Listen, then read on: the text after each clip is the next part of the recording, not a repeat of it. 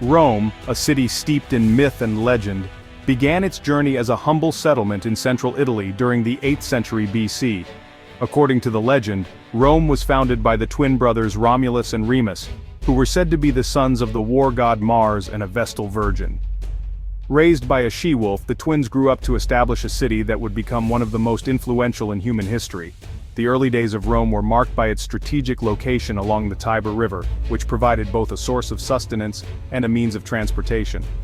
Surrounded by ambitious neighbors and ruled by kings, early Rome fought for survival and dominance in the Italian peninsula. The city was initially under the control of a series of kings, each contributing to its development in various ways. These kings were often engaged in conflicts with neighboring tribes and cities, striving to protect and expand their territory. The early Romans were known for their resilience and military prowess, which were crucial in these formative years. They developed innovative tactics and strategies that would later become hallmarks of Roman military tradition. Through strategic alliances and military victories, Rome gradually subdued its rivals, laying the foundation for its future empire. The Romans were adept at forming alliances with other cities and tribes, often through treaties and marriages. These alliances not only provided military support but also facilitated cultural exchange and economic cooperation. As Rome's influence grew, so did its ambitions. The city began to conquer neighboring territories, incorporating them into its growing domain. Each victory brought new resources and manpower, further strengthening Rome's position in the region. The overthrow of the Etruscan monarchy in 509 BC marked a turning point, ushering in the Roman Republic and a new era of expansion. The last king of Rome, Tarquin the Proud, was overthrown in a popular uprising, leading to the establishment of a republic governed by elected officials. This new political system allowed for greater participation by the Roman citizens and laid the groundwork for Rome's future governance. The Roman Republic was characterized by a complex system of checks and balances, with power divided among various branches of government. This period saw significant social and political reforms, which contributed to Rome's stability and growth. The early Romans were pragmatic and adaptable, readily incorporating aspects of conquered cultures into their own. This cultural assimilation was a key factor in Rome's success, as it allowed the city to benefit from the knowledge and traditions of other civilizations. The Romans adopted various elements from the Etruscans, Greeks, and other neighboring cultures, including art, architecture, religion, and technology. This blend of influences created a rich and diverse cultural heritage that would define Roman society for centuries to come. The ability to integrate and adapt was not only a strength but also a necessity for a city that was constantly expanding and encountering new peoples. This pragmatic approach to expansion, combined with a strong military tradition and a centralized government, allowed Rome to consolidate its power and extend its reach beyond the confines of Italy. The Roman legions, renowned for their discipline and effectiveness, played a crucial role in the city's conquests. The centralized government, with its efficient administrative system, ensured that newly acquired territories were well managed and integrated into the Roman state. As Rome continued to grow, it established a network of roads, fortifications, and colonies that facilitated communication and control across its vast empire. This period of expansion set the stage for Rome's transformation from a regional power into a dominant force in the ancient world. The Roman Republic, driven by ambition and a thirst for glory, embarked on a series of military campaigns that would see its territory expand exponentially. From the early days of the Republic, Rome's military prowess was evident. The disciplined legions, with their innovative tactics and formations, became a force to be reckoned with. The Roman soldiers, clad in their iconic armor, marched with a sense of purpose and destiny, ready to conquer and expand the boundaries of their burgeoning empire. The Punic Wars against Carthage, a powerful maritime empire based in North Africa, proved to be a defining moment in Roman history. These wars were not just battles for territory, but were also clashes of two great civilizations with different cultures, economies, and military strategies.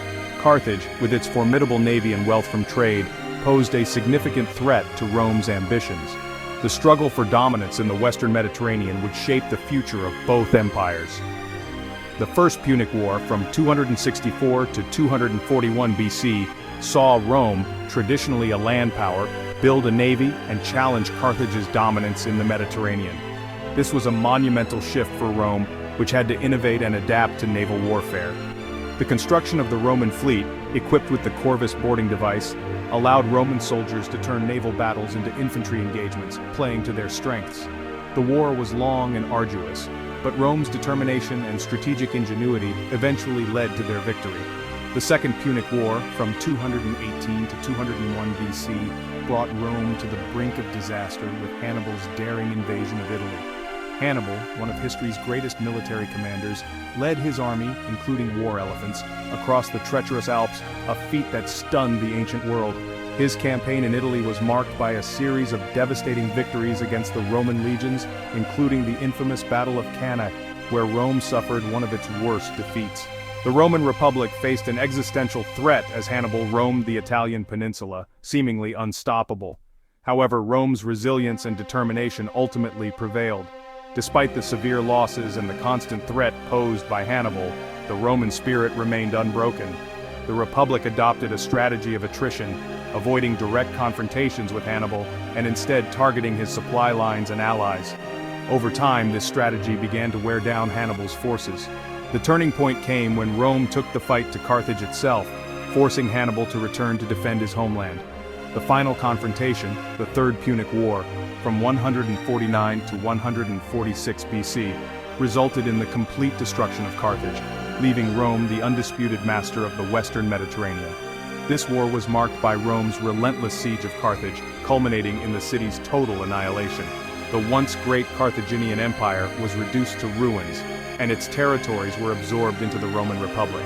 With Carthage out of the picture, Rome could now turn its attention to further conquests and the consolidation of its power across the Mediterranean, setting the stage for the rise of the Roman Empire. The Roman Republic, once a beacon of democracy and governance, was eventually weakened by internal strife and civil wars. These conflicts, driven by power struggles among Rome's elite, eroded the foundations of the Republic. The Senate, once a powerful governing body, found itself increasingly unable to manage the growing complexities of the state. This period of turmoil and instability set the stage for a dramatic transformation, leading to the rise of the Roman Empire. Under the leadership of ambitious and charismatic generals like Julius Caesar, Rome began to see a shift in power dynamics. Caesar's military conquests and political maneuvers significantly altered the course of Roman history. His assassination marked a turning point, paving the way for his adopted heir, Augustus, to take control.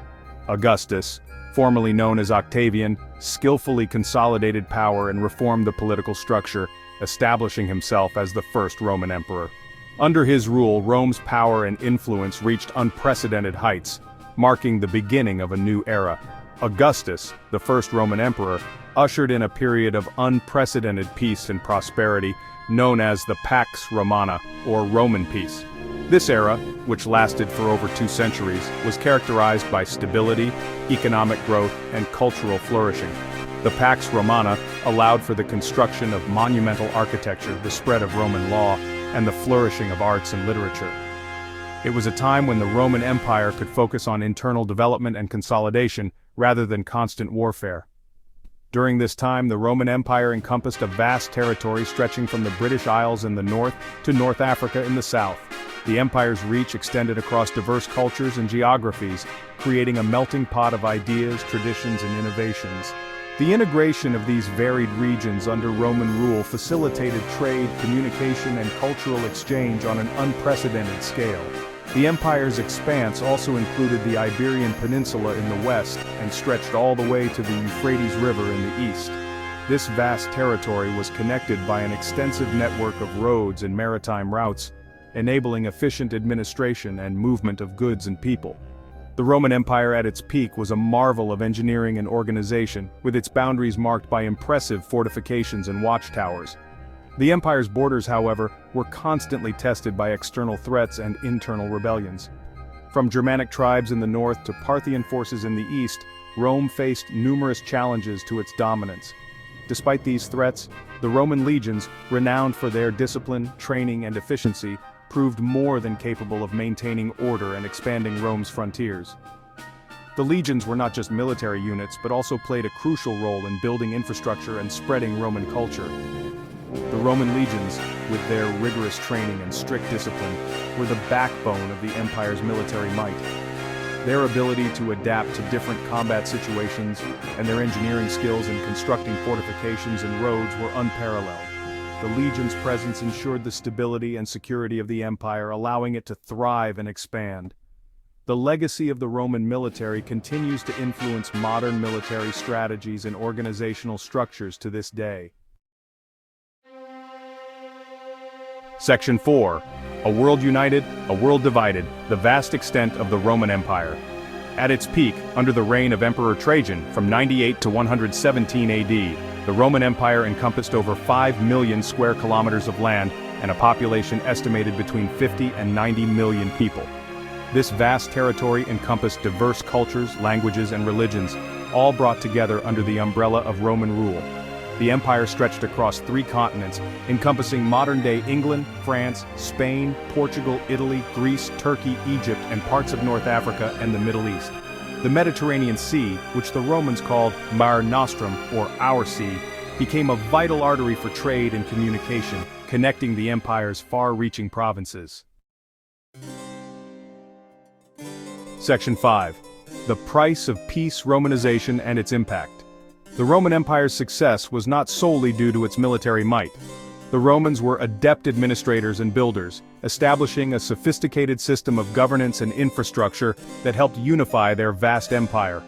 Roman law, engineering, and culture spread throughout the conquered lands, leaving an indelible mark on the development of Western civilization. The process of Romanization, while often brutal and disruptive, brought with it significant benefits. Roads, aqueducts, and public baths became symbols of Roman power and ingenuity, improving the lives of many within the empire. Latin, the language of Rome, became the lingua franca of the Mediterranean world, facilitating communication and trade.